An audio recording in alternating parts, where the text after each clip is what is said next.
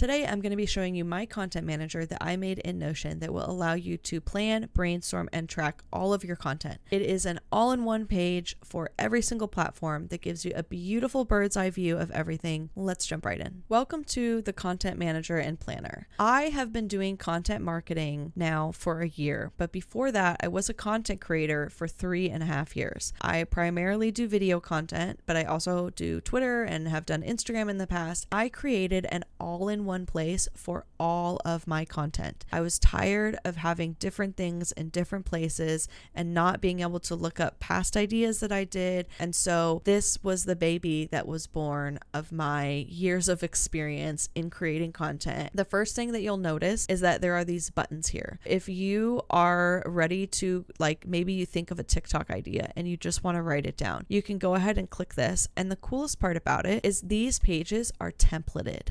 So not all of them have as much as the TikTok one because I personally know the most about TikTok. The other ones have some similar stuff to this, like areas to write, but the TikTok one, for example, I have a ton of hooks in here that are ready. I have a script builder that you can use. This populates anytime I click a new TikTok idea. I can give it a title and then write my information here, my brainstorm, my initial notes, etc. That saves me a lot of time and makes it really easy. The other section that we have here is the content, tasks, and events. Any task that gets marked as a content task or a content event is going to pop up here in this section. You can also link content to a project, maybe a sponsorship. Anything marked content will be here. You will also see that there is archive section as well. So anything that we've done in the past, and our high priority stuff. If you mark something as high priority, it will appear in the high priority section. The other part at the top here is our goals. I will show you the personal development page next. That is where the main goal setting is. But if we mark something as content in our goals database, it is going to show up on this page. I love having goals and checking in with them. It's so crazy to even hear myself say that because I never used to be a goals person,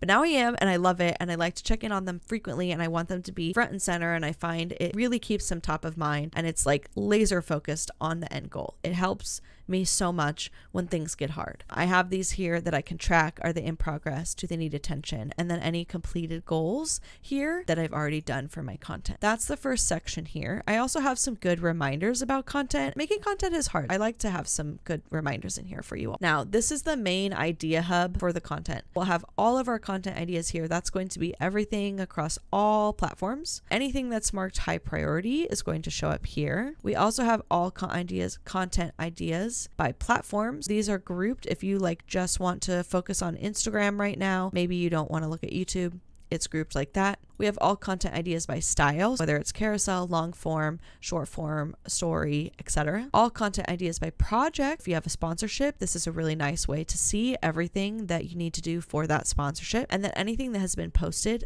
by date. You can go back and look and see any of your past work. These are all of your ideas in one place for your content. The other section here that we have is any content related notes. My content notes section is huge. There is so much stuff in there, and this helps me a lot. I use a lot of ChatGPT prompts, information for my avatar, I brain dump in here. If I watch a course on content, I will take notes and have it in here so that they're always front and center anytime I need them. And then any archived content notes here. Also, I feel like sometimes I really just want that separation with content and to be able to view only one of these at a time. I made sections where it will just show you if you real quick don't want to look at anything else, you're I just want to see what I have to do on Instagram, you can view that here, which I really love. Again, some nice quotes. Then in the bottom section here, we have our content projects and sponsorships. So if we open this up, you're going to see this is tagged as a sponsorship. Anything that is tagged as a sponsorship is going to show up here, and it will track our content progress, any deliverables that we have for that sponsorship. But if you're